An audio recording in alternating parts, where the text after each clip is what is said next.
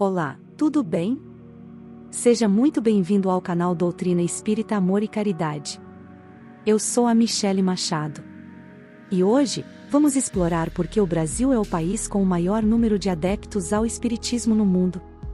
São cerca de 3,8 milhões de pessoas entre os 15 milhões de espíritas espalhados pelo planeta, conforme o censo de 2010.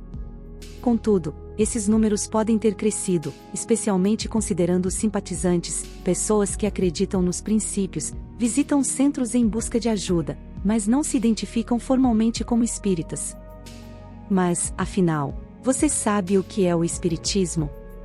Trata-se de uma doutrina, uma religião, uma ciência, filosofia, ou um conjunto de tradições? Existe apenas uma vertente legítima, a chamada espírita kardecista, ou será que as ramificações e adaptações também recebem esse nome? Quando e como surgiu o Espiritismo? E por que ele encontrou tanta ressonância no Brasil? Os espíritas acreditam em Deus, seguem a Bíblia e são cristãos? Realizam cultos ou celebrações em comunidade? Há líderes espirituais, como pastores, bispos ou papas? Fique conosco para aprender sobre essas e outras questões intrigantes. Embora o Espiritismo seja envolto em muitas dúvidas, algo é claro para a maioria: o grande responsável por organizar essa doutrina foi o francês Allan Kardec. Nascido como Hippolyte Léon Denisard Rivail, Kardec foi o pioneiro em reunir as manifestações espirituais que ocorriam na sua época, consolidando-as no marco inicial do Espiritismo, o Livro dos Espíritos, publicado em 1857. Kardec é amplamente reconhecido por ter utilizado suas qualidades pessoais, curiosidade, rigor científico e um método dedutivo, para desenvolver um conjunto de conhecimentos que até então eram apenas observados com fascínio e temor. Ele conseguiu sintetizar esses fenômenos em uma doutrina que atraiu muitos seguidores e formou o Espiritismo que conhecemos hoje. Vale notar que Kardec não era um médium com habilidades sobrenaturais, mas contava com médiuns para fazer a ligação entre ele e o mundo espiritual, acessando as informações que ele estudava e catalogava em suas obras. Antes de falarmos sobre como Kardec conduziu suas pesquisas, é importante entendermos como se davam as manifestações espirituais naquele período e o que chamou a atenção de um homem das ciências que, até então, não tinha interesse por questões religiosas. A ideia de que os mortos podem se comunicar com os vivos não é nova. Provavelmente, surgiu assim que os humanos começaram a se conscientizar da própria existência e da inevitabilidade da morte. Contudo, foram os fenômenos místicos dos séculos XVIII e XIX, principalmente na Europa e nos Estados Unidos, que moldaram a base do espiritismo moderno. Outro contribuidor importante foi o médico austríaco Franz Anton Mesmer, que desenvolveu a teoria do magnetismo animal nos anos 1770.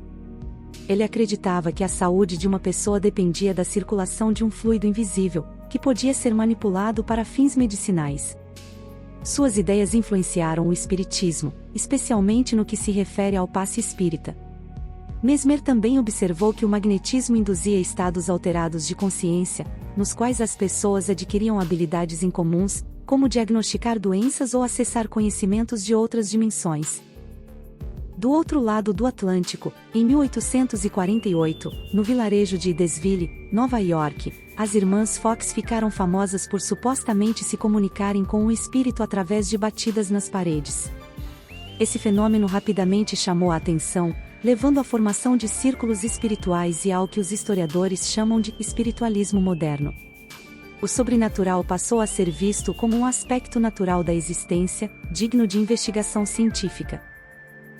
Foi nesse contexto que, em 1853, a onda de fenômenos espirituais chegou à Europa, particularmente à França, através das mesas girantes, onde objetos se moviam aparentemente sozinhos.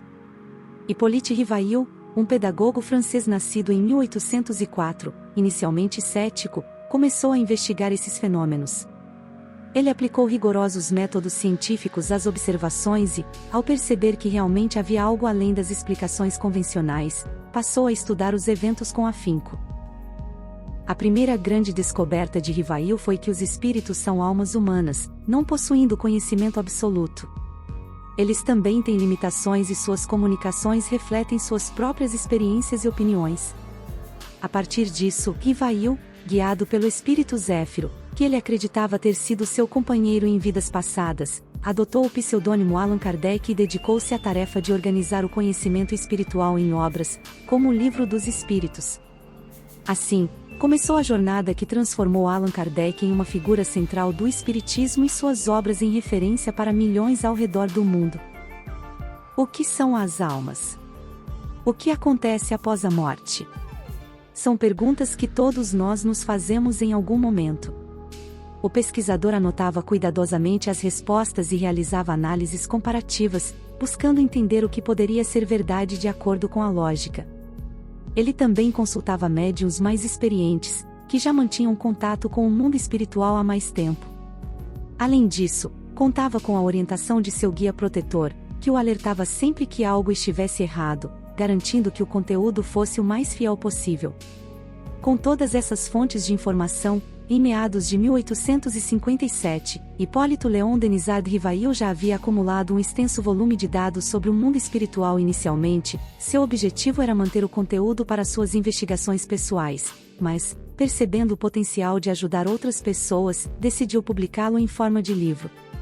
Como já era conhecido por seus trabalhos científicos, tomou a decisão de separar esse novo projeto de sua vida profissional, para garantir que o conteúdo se mantivesse imparcial. Ele, então, adotou o pseudônimo Allan Kardec. Foi sob esse nome que ficou famoso, e assim o Espiritismo nasceu oficialmente no dia 18 de abril de 1857, com o lançamento de O Livro dos Espíritos, sua primeira obra. Esse livro tornou-se a base fundamental da doutrina, onde Kardec utilizou o termo Espiritismo pela primeira vez. Sua intenção era estabelecer uma nova vertente, distinta de outras formas de espiritualismo, mas que não fosse confundida com elas. Segundo essa definição, o espiritualismo seria qualquer crença que reconhece a existência de uma realidade além da matéria, acessível por diversos meios, como rituais, médiuns, incorporação, cartas psicografadas, entre outros. Para exemplificar, religiões como o Movimento da Nova Era, algumas formas de Umbanda, o racionalismo cristão, a Legião da Boa Vontade, o Vale do Amanhecer, a Conscienciologia e a Teosofia são consideradas espiritualistas. Contudo, apesar das semelhanças, elas não são espíritas ou, mais especificamente, kardecistas, como a vertente criada por Allan Kardec é comumente chamada. Mesmo com o reconhecimento que o Espiritismo trouxe a Kardec, ele sempre fez questão de deixar claro que não era o autor dos ensinamentos, mas apenas o mediador.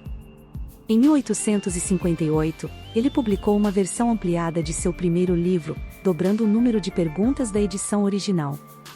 Depois, em 1859, lançou O Livro dos Médiuns, abordando aspectos práticos e técnicos da comunicação com o mundo espiritual. Em seguida, em 1863, veio O Evangelho segundo o Espiritismo, no qual ele analisava os ensinamentos de Jesus sob a perspectiva espírita. Em 1865, publicou O Céu e o Inferno, discutindo o destino das almas e a justiça divina. Por fim, em 1868, lançou A Gênese, onde abordava a criação do universo e a evolução espiritual. Allan Kardec faleceu, ou melhor, desencarnou, em 1869, aos 65 anos, vítima da ruptura de um aneurisma. Você segue o Espiritismo ou tem outra crença? Compartilhe seus pensamentos. Será um prazer conhecer sua perspectiva sobre vida, reencarnação e espiritualidade. Um grande abraço, fiquem com Deus e até a próxima!